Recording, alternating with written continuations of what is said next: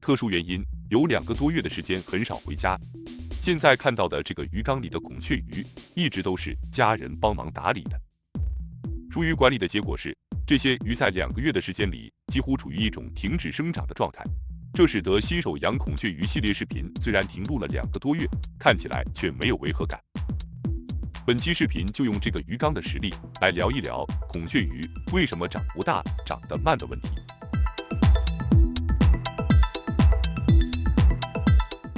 来做一下对比，下面看到的是2个月以前的鱼缸，10秒倒计时。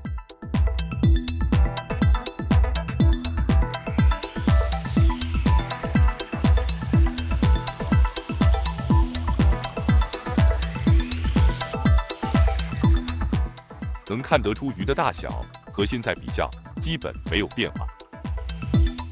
养的孔雀鱼长得慢，首先想到的应该是鱼食，主要考虑的有2个方面，一是营养成分，二是投喂量。很不幸，在2个多月的时间里，视频里的鱼没有得到足够的营养补充，也没有足够的喂食量。至于原因，开头有提及，不赘述。说说本人通常情况下的喂食方法吧。小鱼出生的前2个月以孵化的丰年虾为主，每天喂食3次。2个月以后的孔雀鱼和成鱼以颗粒鱼食为主，每天喂食1-2次。这种方法的结果是，我养的孔雀鱼前2个月成长速度比较快，后面就很一般了。可能有朋友会问，为什么不一直喂孵化的丰年虾？原因是这样成本太高了，也比较累人和浪费时间。如果你养鱼不计成本，并且有空闲的时间，完全可以在养孔雀鱼的过程中，把孵化的丰年虾作为主食，辅以高蛋白鱼食颗粒，这样喂鱼，鱼想长得慢都难啊。还有一个问题，每次或每天给鱼喂多少鱼食才适合呢？实际上，喂食量是很难固定的，原因是鱼本身每天都在长大或衰老，对鱼食的需要量是不断变化的。鱼缸水质和水温也是会有变化的，同样也影响到喂食量的多少。另外，不同鱼食的营养成分会有差别，这也会影响喂食量。就好像一个人用同样大小的碗吃东西，营养好的吃半碗就够了，营养差的吃2碗可能还不够。掌握不好喂食量怎么办？每次少喂，每天多次，宁可少喂也别喂多。这些虽然是老生常谈，不过确实是比较稳妥的喂食方法。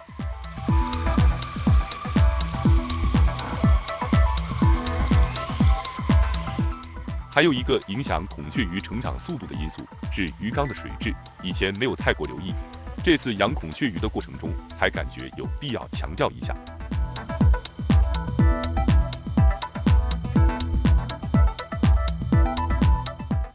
来看下这个鱼缸的底部，沉积了不少的鱼便和垃圾。通常情况下，鱼缸底部有鱼便和少量垃圾是正常现象，不用太在意。可是，在2个多月的时间里，生怕家人给鱼喂的太多，影响到水质，已经大大减少了鱼的喂食量，并且视频里的鱼已经有几天没喂了。鱼缸的这种情况说明鱼缸水的自洁能力存在问题，分解有机物的能力是严重不足的。虽然还没有危及到鱼的生命安全，但实际上水质已经在变差、恶化的过程中。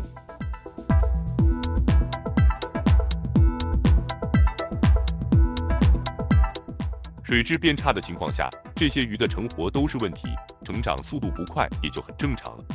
如果您的养的孔雀鱼有长不大、长得慢的情况，特别是喂食量较大的情况下，不妨考虑一下鱼缸水质方面的问题。千万不要小看了水质对鱼的影响，养鱼先养水可是少有的绝对正确的养鱼理论之一呀。遇到问题就要解决问题，初步分析水质变差，可能是因为把原来的底沙换成视频里这种陶粒沙造成的，所以会先调整鱼缸，更换底沙，然后再逐渐增加喂食量。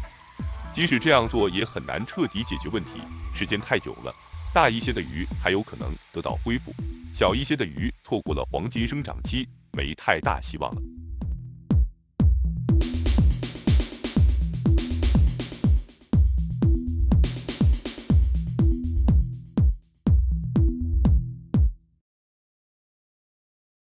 水温和鱼病等因素也会影响到孔雀鱼的成长速度，只是不在本期视频的讨论范围内，有实力时再聊吧。这次新手养孔雀鱼系列视频录制的磕磕绊绊的，先是公种鱼全部阵亡，后是遭遇孔雀鱼白嘴病，险些全军覆没，现在又因为没时间管理导致鱼停止生长，过阵子还要面对季节交替的危险时期，怎么好像随时都有翻车的危险呢？就到这里吧，下期视频会记录一下对这个鱼缸的调整过程。感谢观看，下次再见。